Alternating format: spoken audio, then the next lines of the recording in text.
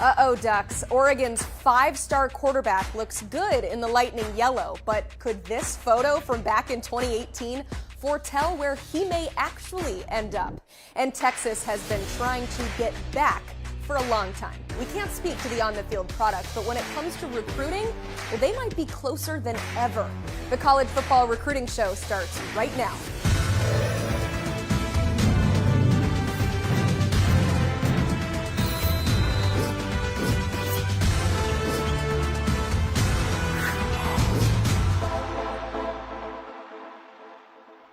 Welcome into the College Football Recruiting Show alongside Blair Angulo. I'm Emily Proud, and you might notice Blair is not in his usual spot. Looks a little bit colder than usual. He is in Salt Lake City, Utah right now. We'll tell you why coming up. Also, send in your questions to the chat. We'll answer some of them at the end of the show. But as we always do, let's kick it off with some headlines. Two crystal balls are in for 2023 top 24/7 offensive lineman Caleb Lomu. Both of them to Utah, one from Steve Wiltfong and one from you, Blair. Yes, Emily, I am in the state of Utah, and I do like where the Utes sit right now with Caleb Lomu, although the confidence level is still medium because USC and Michigan are hovering. Lomu is closing in on a college decision, and the Utes should feel really good about their chances right now. All right, from the 2024 class, three-star corner Carson Hobbs flipped from South Carolina to Notre Dame. He was locked into the Gamecocks since July. What changed? It has to be the Notre Dame education. It sounds like that really impressed him. Carson Hobbs told Tom Loy of IrishIllustrated.com that it is what he needs to be successful after football and in life in general. So chalk one up again for Notre Dame and that education system. 40-year decision, not a 4-year. All right, earlier in the week, the Vols landed a commitment from three-star offensive lineman Vyson Lang. He chose the Big Orange over Texas, LSU, and Auburn. Now, he was there for that win over Alabama and Neyland. How much did it do it for him?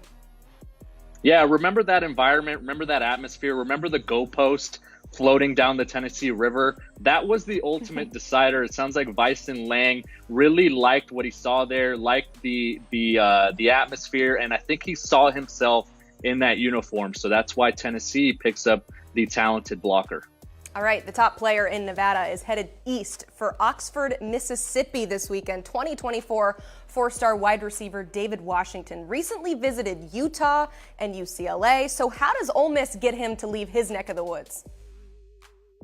Yeah, David Washington actually already made it out to Ole Miss in the summer of 2021. He camped with the Rebels at that point, landed the offer from the coaching staff. He's originally from Houston, Texas, so I'm not saying he's necessarily tied down to the West Coast, but Ole Miss will get their shot this weekend. All right, Blair, we built the intrigue enough, hoping you've thought out a little bit from being outside all day, but please tell us why you're in Utah. Yes, Emily, I'm in the great state of Utah for 4 games across 2 days. So I get to watch 8 different teams. It's the Utah State semifinals in both 5A and 6A. I'm watching uncommitted prospects. I'm watching committed prospects. I'm watching 2024s and 2025s. And it's always a really good weekend of high school football to really get a feel for the players. I hear you're watching Isaac Wilson. How has he looked so far? Yeah, he's been good. You know, they were the number 1 seed, Corner Canyon in the 6A. He turned the ball over a couple times on Thursday, but he's been really good. You know, he makes really terrific passes downfield. He can hit that intermediate throw. He's a bit more athletic than I think we give him credit for. And when you think about the quarterback dominoes, he's one of the players at that position that is looking and paying close attention to it, because he could be next up. He could see a rise in his recruitment once some of the prospects that are rated ahead of him start to come off the board. He is, of course, the brother of Jets quarterback Zach Wilson. All right, I'm officially outnumbered here as we bring in another analyst from out west, but it's worth it to get to talk to our friend and national recruiting editor, Brandon Huffman. Brandon, the number 2 player in the 2023 class, that's 5-star quarterback Dante Moore, received a crystal ball flip from Oregon to Michigan State. So where's the level of worry for the Ducks right now? Well, I think, anytime you have a quarterback of that caliber that you get a commitment from, but he's not tied down to that region of the country, it's going to cause a little bit of consternation as it gets closer to signing day. It's spatula season, as Steve Wiltfong calls it. It's flip season. So Michigan State, which needs a spark in that offense, is trying like crazy to keep Dante Moore in state. At the same time that Oregon's got a commitment from him, Kenny Dillingham, their offensive coordinator's name, is being tied to the Arizona State head job, where he was a former grad assistant, where he's from. So now you take the possibility of the Oregon offensive coordinator going to another school that maybe Dante Moore's not that interested in, Michigan State understanding and knowing they need to get a high-profile quarterback to run that offense, and now you have the panic at Oregon. You have a little bit more confidence maybe in East Lansing, and that's why you see a crystal ball go in. Now, is it enough to really cause Oregon to worry? Probably not, because there is no guarantee Kenny Dillingham gets the Arizona State job. But there's enough now. There was, of course, the deep dive into his Twitter, scrubbing everything Oregon related, realizing he's more of an Instagram guy like most kids today. But there's enough going on behind the scenes that I think Oregon is not sitting pat. They're maybe trying to ramp up their efforts with other guys just in case they were to lose Dante Moore. Yeah, you said it. They have ramped up their efforts with multiple guys. Let's talk about another five-star, but on the other side of the ball, that's David Hicks, the #1 defensive lineman, currently committed to Texas A&M, but he's expected to be in Eugene this weekend. Aggie fans already sweating a bit after losing Hicks's teammate Anthony Hill. So how likely is Oregon to flip both of these Aggie commits?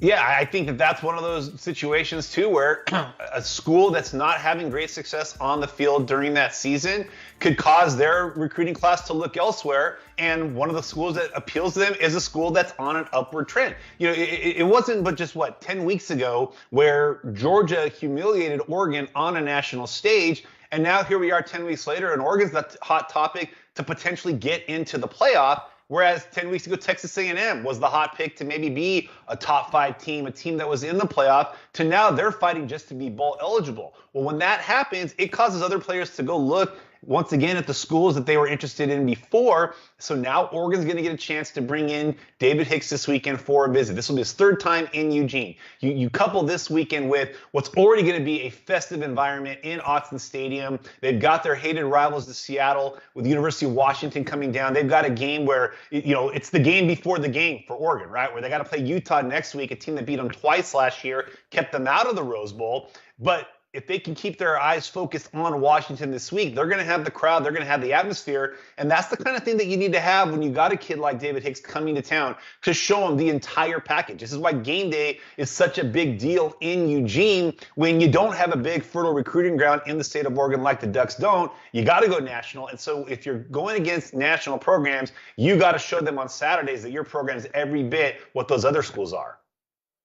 Huff, Dan Lanning is seasoned in some of those national recruiting battles, and he arrived in Eugene with plenty of reputation as a dogged recruiter. All you have to do is look at that Georgia defensive roster. What have you made about Dan Lanning and his ability to recruit defensive talent while he's been in Eugene for about a year now? Well, one of the things about Dan Lanning that people don't remember is that when he was at Georgia, they were recruiting nationally. So he was already building relationships with a lot of 23s and 24s across the country. So now he's got his own program. He's got it at a program that is, one of the hottest teams in the country, which is a perennial top 10, top 15 team. And he's got a team that, maybe doesn't have the superstars defensively like he had at Georgia, but that was when he was a part of what was considered one of the most generational defenses college football has seen. Well, he was the architect of that defense as the coordinator. Now he's running his own team. In addition to having great defense, he's got this great offense to go with it. So it's allowed him to recruit both the offensive side and the defensive side to get a guy like the #2 player in the country, Dante Moore, but his baby is the defense. And that's why they're going after so many key targets in this 23 class. It's why a lot of their key commits are on the defensive side of the ball, because those relationships have existed for a year and a half when he was at Georgia, but now they may be a little bit more geographically proximate to some of those players. And Oregon is a national brand. Blair, you mentioned it, that he's used to those national recruiting. It's not going to scare him to go against SEC schools in a recruitment for a guy like David Hicks, to go against some of these national programs with some of the West Coast guys that have been more open to leaving the region. He's presenting a compelling school that's staying in their same time zone. All right, let's rewind to 2022 when Oregon landed the #1 player in Washington. That's five-star tackle Josh Connerly. As for 2023, they also snagged the top player in the Evergreen State and corner Caleb Presley. Who are the Ducks playing this weekend? I think you know where I'm going with this. Brandon, what does this game do for Oregon's pursuit of future Washington talent? Well, and I mentioned the Dan Lanning relationships that began when he was at Georgia. Caleb Presley was a relationship that started when he offered Caleb Presley when he was still the defense coordinator at Georgia. So when he came to Oregon, he already had that relationship built in. But then you take what they've done the last 2 years in the state, going in and getting Josh Connerly a year ago, who, by the way, he was the #1 offensive tackle. If y'all watched the game on Saturday, you saw him score the first touchdown as a tight end. Elite athlete. Okay, good projection. Caleb Presley, #1 player in the state in 2023. Who's going to be down in Autzen this weekend? The #1 and 2 players in the state of Washington in 2024 is Sendri Afua, Jason Brown, both out of O'Dea High School. So that could be 3 years in a row. One of the things that Jimmy Lake really struggled with at Washington was keeping the local kids in state. Chris Peterson did a much better job of keeping those kids local. Jimmy Lake essentially opened up this wide berth that every school could come in and take a player like a JT Tuimoloau and an Emeka Egbuka.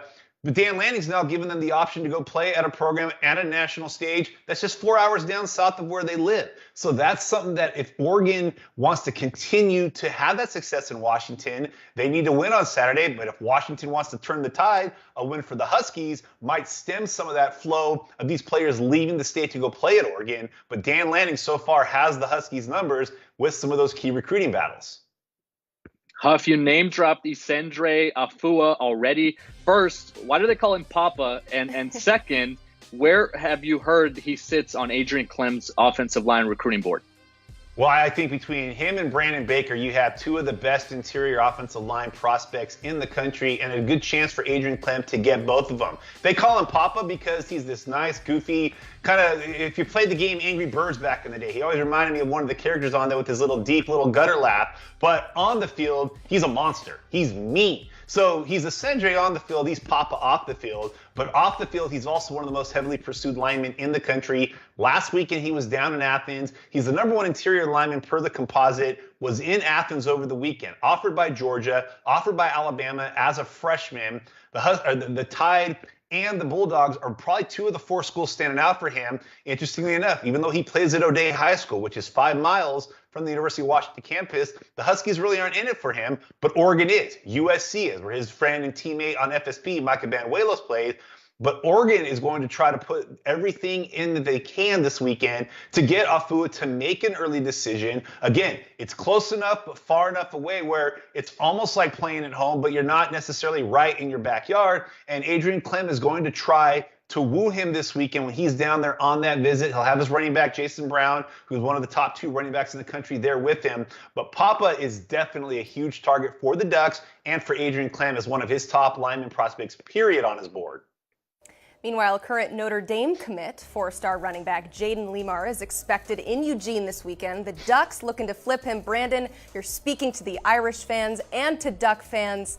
How likely is that to happen?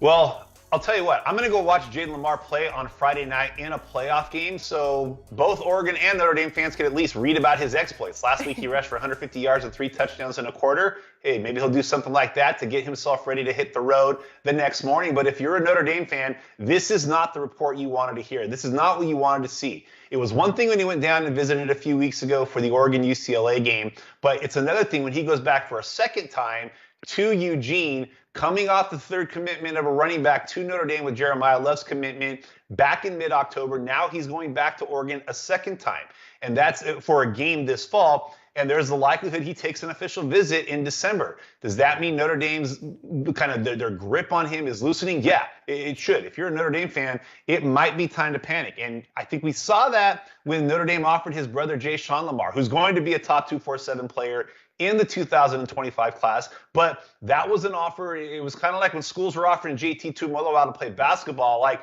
you're getting all hands on deck at that point. So the offer to Lamar, who's a talent in his own right, to the younger Lamar, is one of those, like, Notre Dame does not want to lose his commitment. Meanwhile, Oregon's just sitting back quietly, getting him to come to campus again this weekend for a big game against the local school that he spurned already once. And this could be the kind of game that really wows Jaden Lamar and maybe gets him off the fence of, am I going to Notre Dame, to I'm going to really, really take a serious look at Oregon, and they may get that official from me in December. Yeah, Jaden Lamar is one of those names on the recruit list, committed, uncommitted. Another player that's also taking a look at the Ducks is Jet White. He's one of the top players in the 2025 class and has one of the better names as well. When you look at USC versus Oregon recruiting battles, Huff, how much do you pay attention to it, even though it is, 2 or 3 years out?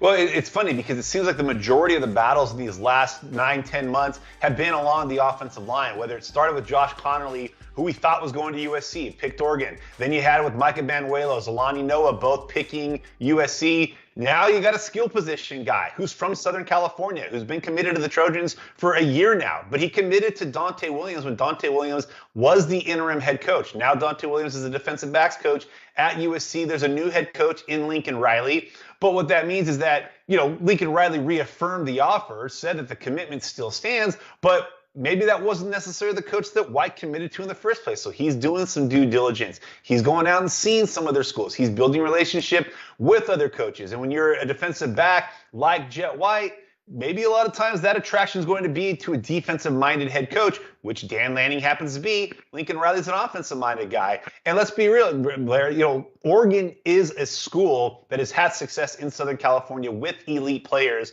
for the last 15, 20 years. So this isn't as uncommon. I think we're going to see more and more Oregon and USC battles in the coming years. Brandon, thanks so much for hopping on the show, but don't go anywhere. You can catch him on the chat right now on YouTube. He's going to stick around and answer some questions for us. Brandon, thank you so much. Thanks, guys. Blair, let's keep talking about this. We know what happened week 1. We all know it. Since then, though, all Oregon has done is just turn it around, both on the field and on the trail, as we just talked about. How big would a win over the rival Huskies be for what Dan Lanning is building?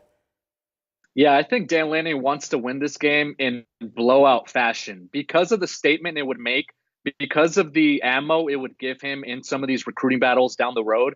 And there's nothing more than coaches want than when they go out on home visits, when they go on recruiting visits, when recruits are coming in on officials, then to be able to point to the scoreboard and say, look how badly we beat the rival Huskies. This is what we're building here. This is what you could expect if you were to come here. So, yeah, we always wonder about potential results or how well a team does against a certain team. And this is no different, right? This is one of those games that they circle on the calendar that has a tremendous potential for recruiting impact. I love to know that these coaches are going into living rooms and shouting, scoreboard. It's just like us. Just what we do. Get ready, Emily, because the patented in front of the Christmas tree in-home visit photo is coming. And we could even mark it as Christmas tree photo season, because those in-home visits with the gifts in the background, with the with the decorations, it's all coming. It's all part of the process. So get ready. We always wonder which coaches take their shoes off, which ones just leave their socks on. There's a whole lot of things that we're going to be able to get into on the show as well. I love it. Hopefully you leave out the cookies and milk. A lot to be excited for next month. We got T-minus 40 days until National Signing Day. Mark your calendars for December 21st. Here at 247 Sports, we are preparing to bring you wall-to-wall coverage from 9 a.m. until 6 p.m. But we're not the only ones getting ready for the big day. Clash will be the DNA. It'll be what we are all about as a program for years to come. Hey, it's time to go, you feel me? Hey, man, enjoy the moment, all right? Y'all about to do some special things around here, man. Now picture him, or project him in the ACC. The types of players. Or are we evaluating to speed? No, we're evaluating guys that can play for the University of Miami. We'll see you soon, all right? Joining us now are 24/7 Sports recruiting analysts Cooper Petagna and Chris Singletary for another recruiting roundtable discussion as we look at the final stretch ahead of the early signing period next month. You both have extensive experience and extensive background in recruiting offenses across the country. And let's peel back the curtain, fellas. What is recruiting like? And we'll start with you, Coop, before the early signing period in this last month.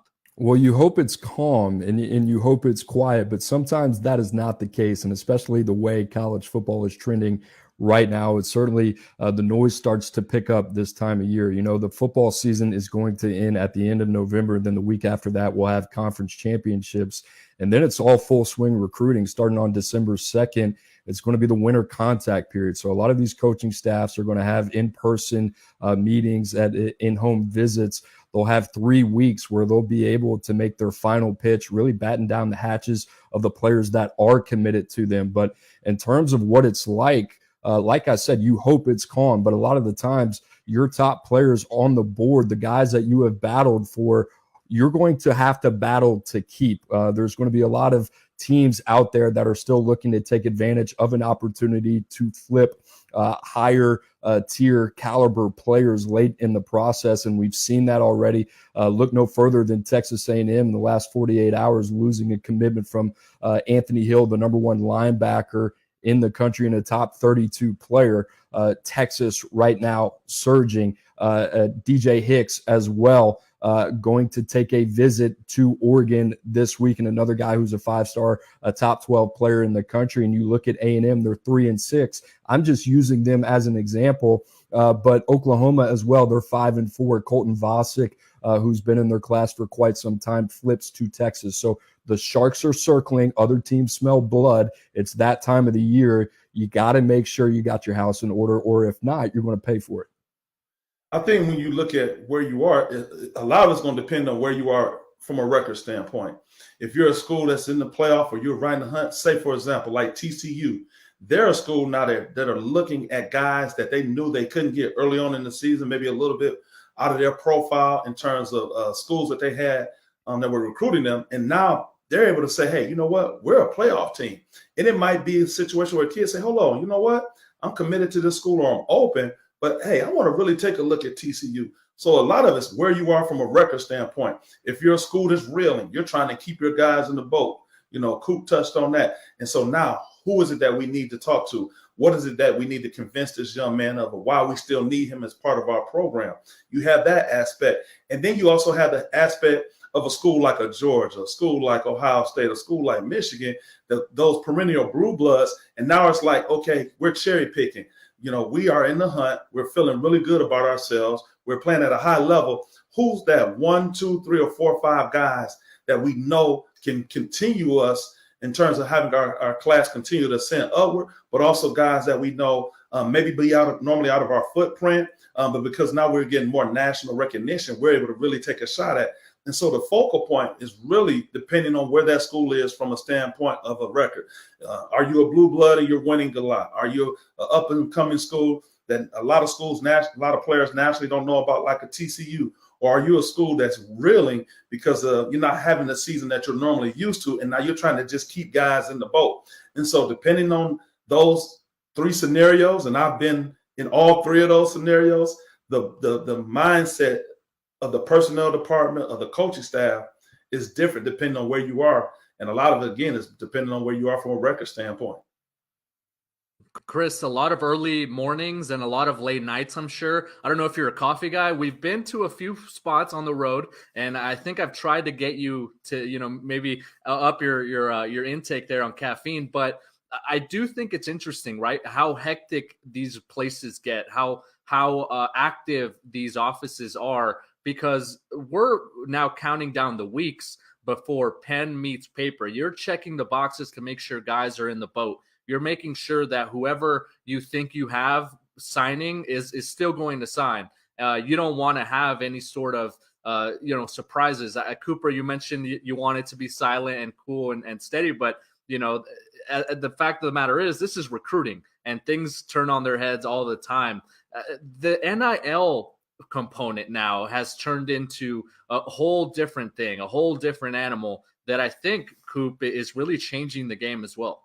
Yeah, when you look at it and you take a step back, and I got to be honest, I'm happy on this side because it was hard enough as it is if you're part of a staff or even as a support staff member when you're trying to get in contact or you're trying to put the finishing touches on a recruitment to get it over the finish line.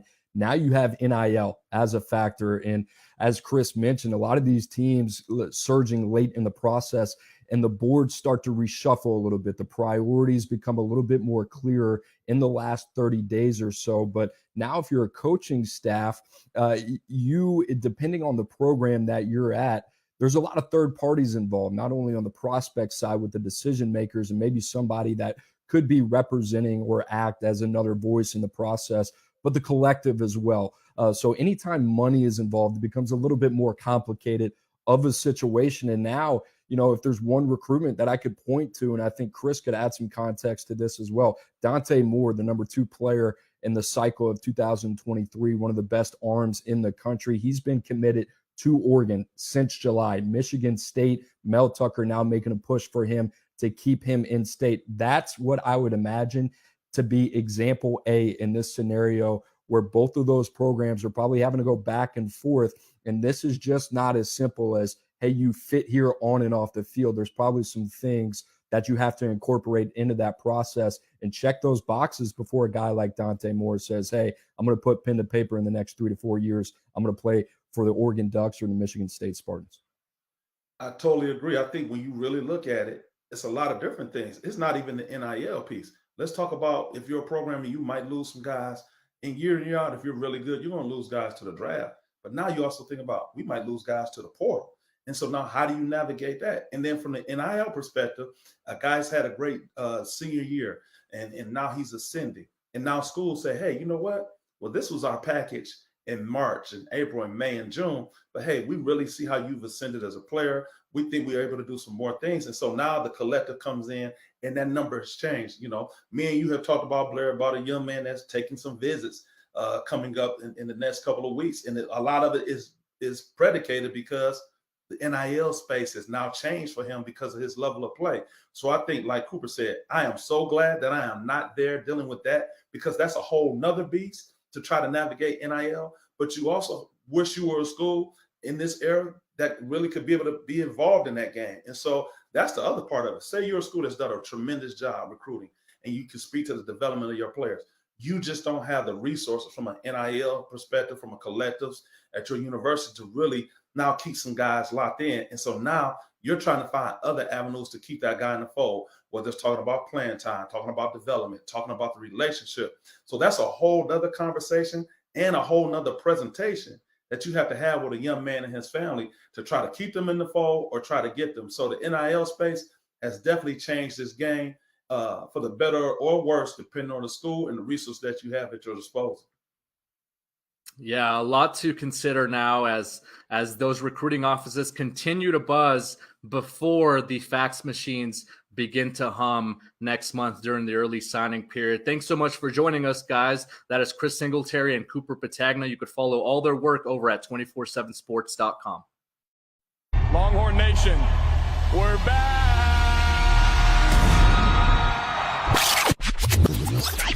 Okay, so maybe Sam was a little off there.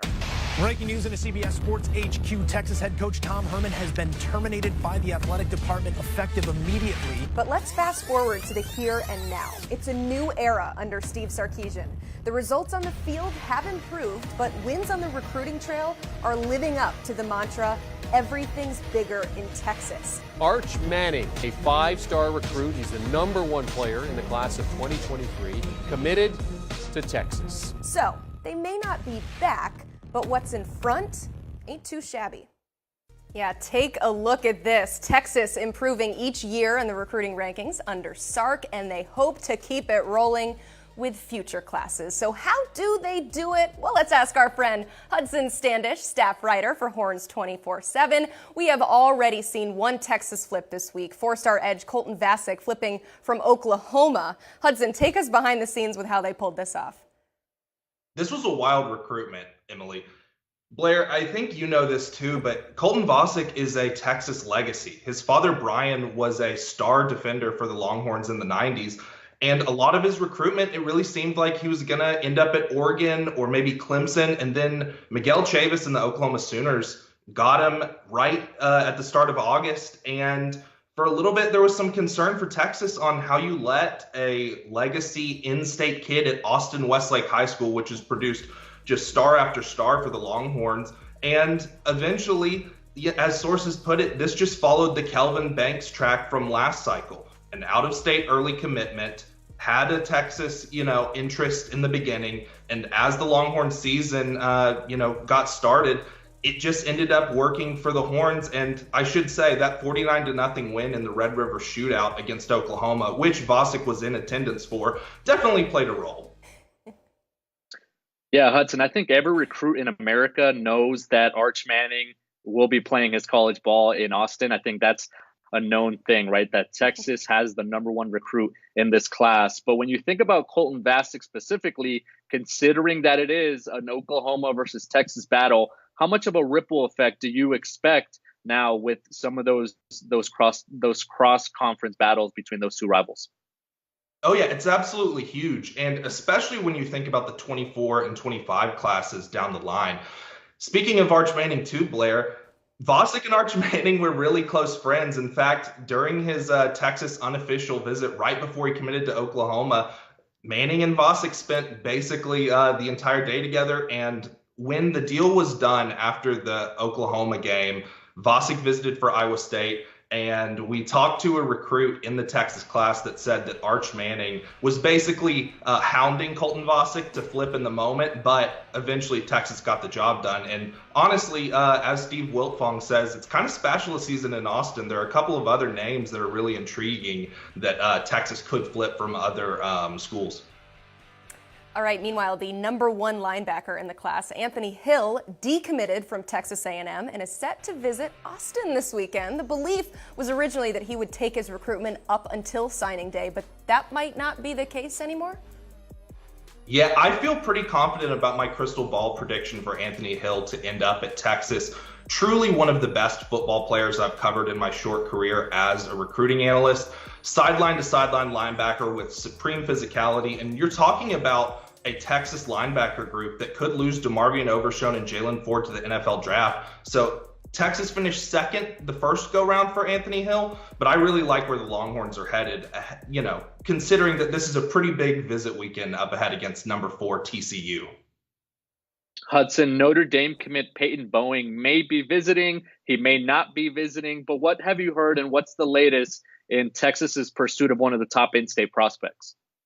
So Peyton Bowen and his younger brother Eli in the 2024 class from Denton Guyer are a truly dynamic defensive back pairing, but Texas really wasn't in this recruitment for a while. Steve Sarkisian visited Denton Guyer for their last district game last year, re-engaged with the Bowen family, and there's a legitimate shot for Texas to make a late move here. Obviously, the Notre Dame commit was in attendance last week as the Fighting Irish took down Clemson.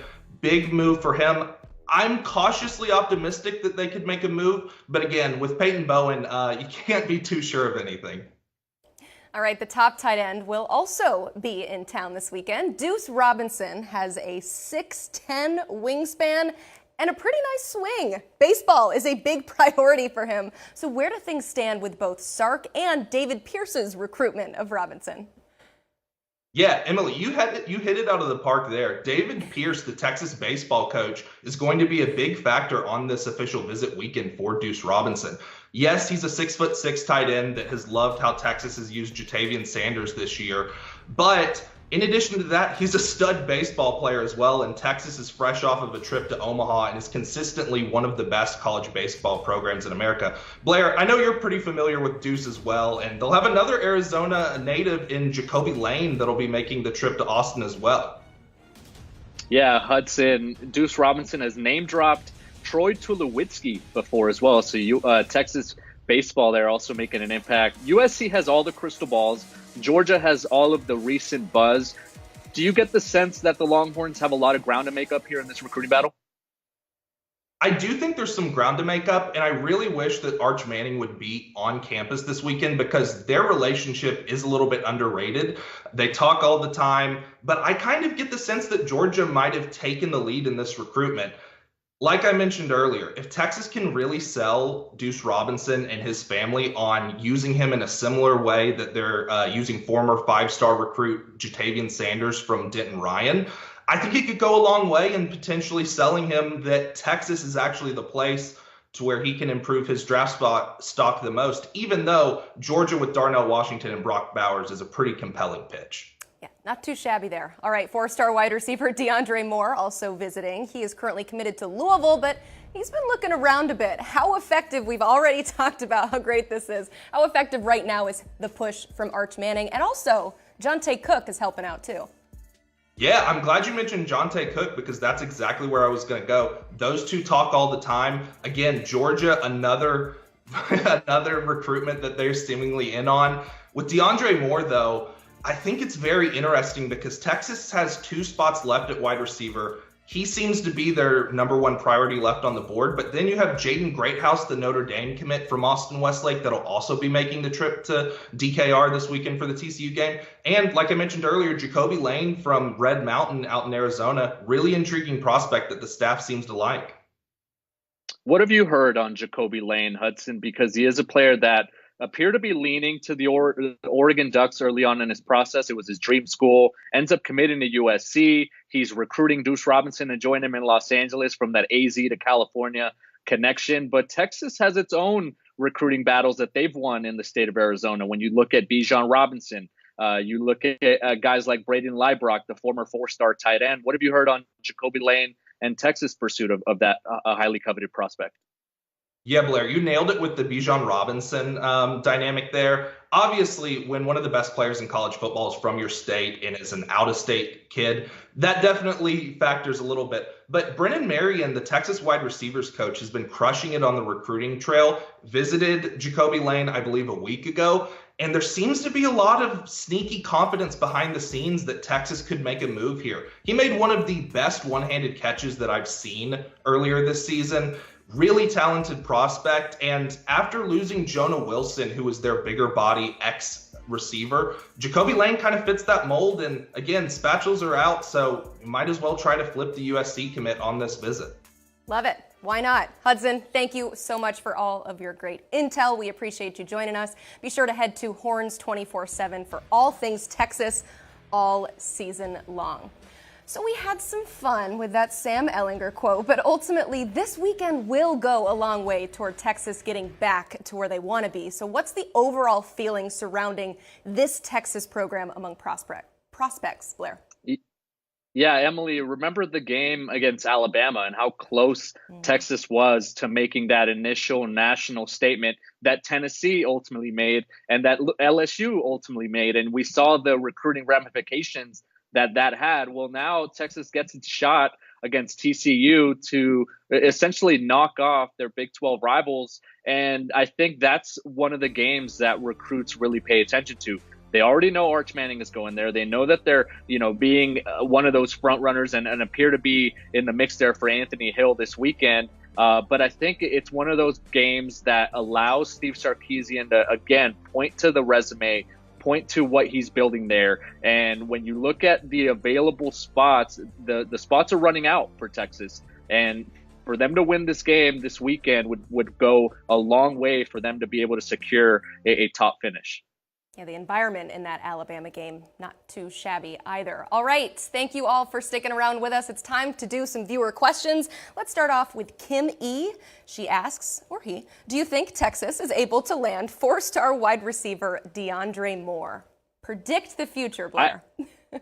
I would give them a really, really good shot. You think of a receiver that has all the upside in the world to be an impact player at the next level. And then you think of the potential quarterback that could be throwing him the football. Now, he is committed to Louisville. He's got a really close relationship with Pierce Clarkson, who is essentially the ringleader for the Louisville recruiting class. But DeAndre Moore has been open to all of the schools that he's considering. He was at Georgia last weekend for an official visit. So I think he's going to give the Longhorns a very long look.